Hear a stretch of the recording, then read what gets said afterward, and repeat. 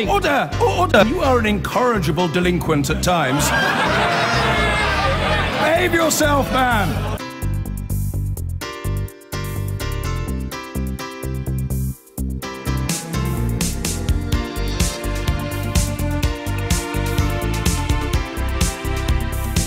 Jobs for the boys. Danny Alexander. It's a cracking little story, this one, and you also get to see a picture of him in a kilt, which I'm always very pleased about. What's going on here? Do you think he looks good in that kilt? I think he looks ridiculous. I think on behalf of all of our Scottish viewers, he looks cracking.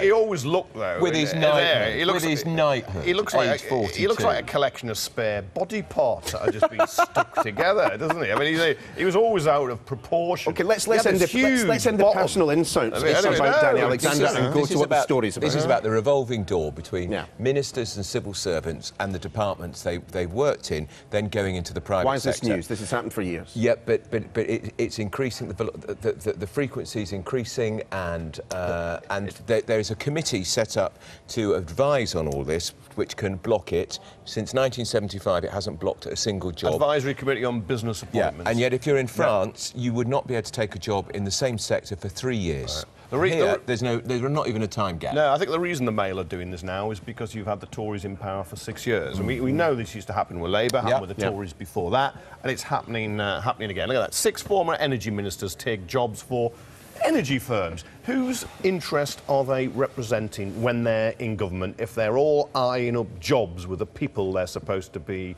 policing, representing us for? And Danny Alexander, on a bank, an Asian investment bank, what experience does he have of that? He was in the Quad. He's doing the communication side of it. One of the 4, well, after the Cairngorms National Park to a great investment bank. It was very good. It is a good national park, I've got to say. He was a very good press officer too. You liar. It's his gift. It's his gift from George Osborne for being a nodding dog for 5 years in the Treasury. What do we expect politicians to do once they exit politics? I mean, it's not as if Danny Alexander's going to be having a job in cabinet again anytime soon. No. Well, he could go back to his old jobs as a press officer in Cairngorms National Park or something. Look.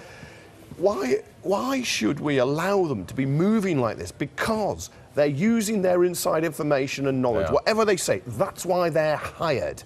They're hired because they know their way around. And you've got to question what they were doing when they were in office, supposed to be representing us, the public, and if they were thinking we're going to get a nice number. One energy minister passes some reforms, and then next day he's off in a company in that field. Why field. can't we at least have, like they have in France, a 3-year gap, so that at least, and by which time the government could have changed it as well?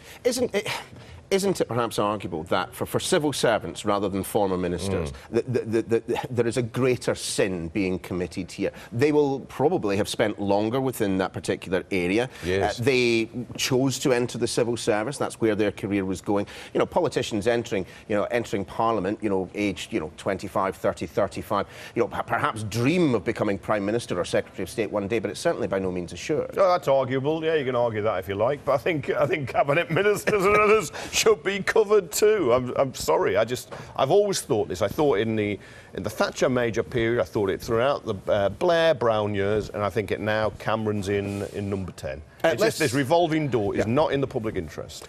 Can we turn now to page 4 of the Times, and it's universal credit. This was the story we teased before the break, and this is families losing. What, £3,000? Up to, with 2.5 million losing up to 3,000. Some families do benefit from this, but this was Ian Duncan Smith's big idea. You put six benefits into one. I like the idea of it, but it's proving incredibly expensive. The IT's not up to it. It's well delayed, and it's also been used, as Duncan Smith himself said in that rather spectacular resignation. It has just been used to cut public spending, and all the incentives to get you into work aren't there now, because the clawback rates are too high, and people are really going to be hit hard. And they're people on low incomes, and most of them are in work. You see, this work has been done by this foundation, which the Resolution Foundation. It's a terrific. They say 2.5 million families will lose £41 a week. 2 million households will gain £34 a week. The majority will gain or lose between £10 and £50 a week. Some could lose up to £100 a week. Now, I don't know if these figures are right, but if some families are going to be losing up to £100 a week, that's a lot of money. It's chaired by David Willits, a former Tory minister. as well. Some Labour people are there also, but it's pretty good. And this great benefit reform is just backfiring. It's not doing what it was supposed to do on the tin.